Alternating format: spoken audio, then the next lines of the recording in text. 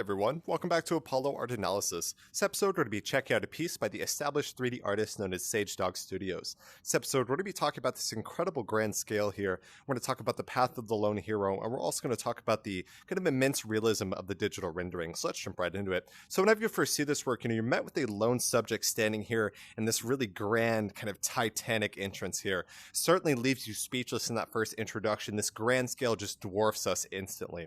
And so our setting appears to be some type of temple here. Of course, we don't see into that lane, although we do see these monumental walls. They just invade the composition and really flood every pixel here. So absolutely inescapable. You're not going to miss the setting. And so, like I said, it is a grand introduction, immerses us within that quite masterful. And so in the realm of texture, there's a few different things we could kind of point to here. So the first one that really caught my eye is going to be the surface of the water there, kind of that roiling ripples certainly catches the eye, a little bit of texture there. And some other texture that I have appears to be around that sandstone, if that is what it is. It is quite smooth, it is rigid, but that certainly catches the eye, and it kind of stands in juxtaposition with that water in that lower right region. Both are very important when we're looking at this work. And so with this in mind, there is kind of a union within the work at hand. They are coming together. We see two massive planes, right? You have your base, and then you have your main wall there, of course, but both of those intersect right here. So that kind of frames this kind of area or region, if you will, but it also frames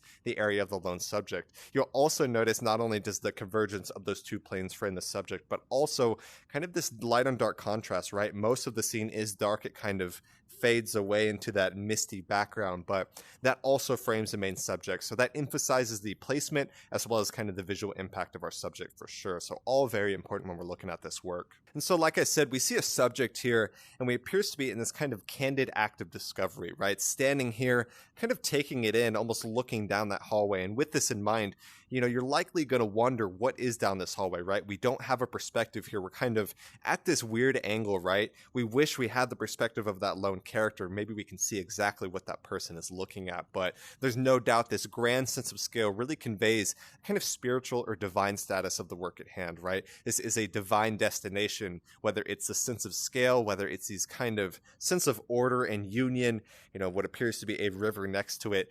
You're not going to be able to make this unless you have, an immense amount of coordination, immense amount of material. So that kind of conveys the status there for sure. And so, like I said, we appear to be in the moment of discovery. So with that in mind, discovery is always inherent to the act of exploration. So we see kind of a lone explorer here. We're kind of conveying or inferring here, but it appears that the subject is within some type of temple, a dungeon, something like that. It's hard to say for sure, although there's no doubt that our subject is exploring. And you can kind of point to the lone hero, right?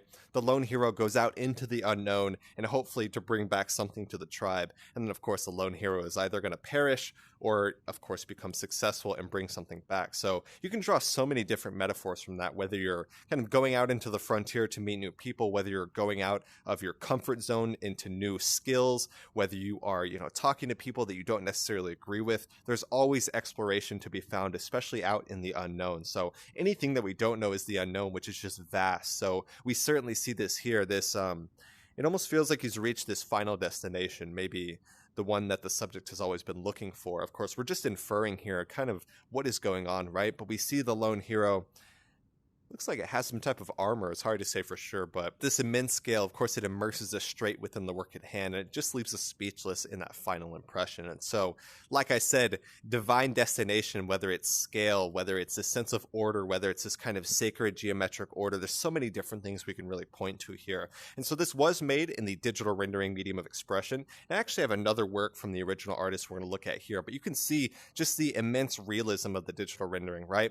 It allows you to kind of sculpt and mold things within a virtual environment and then assemble them how you wish. So it provides incredible realism, kind of an objective realism, but within a virtually simulated environment. So if you're an artist, you can certainly see why that can be you can certainly see how that can come in handy, right? If you're an artist who works within physical sculptures, sometimes you probably wish you could do it a lot easier. And that's what the digital rendering really provides. So we certainly see that for sure. And I have another work here. We're going to take a look at that real quick. I brought two pieces from the original artist. So the one on the right here is the one that we just showcased today. And then the one on the left here was quite a bit ago. I believe it was in December. But you can certainly see the similarities across both scenes, right? We have a lone hero, appears to be kind of exploring this relentless, kind of unforgiving unknown out there. But at the same time, we also see what appears to be a temple.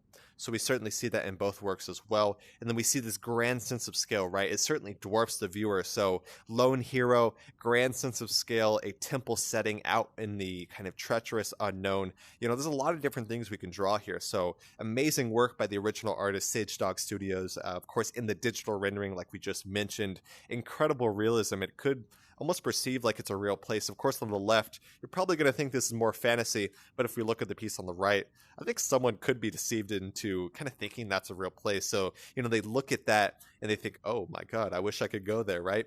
But this is a digital rendering, so it's not quite real. So hope y'all enjoyed. This was a really nice piece to compare here. Of course, you definitely see the similarities. All right, I hope y'all enjoyed. We talked about this grand sense of scale, this kind of sense of divinity here, the exploration of the lone hero, where so many different things that we really touched on today. So I hope y'all enjoyed, hope y'all learned something. If you did enjoy this episode, go check out the original artist, SageDog Studios, always doing some really good stuff. So my name is Apollo. This was Apollo Art Analysis, and I'll see y'all on the next episode. We hope you enjoyed today's episode.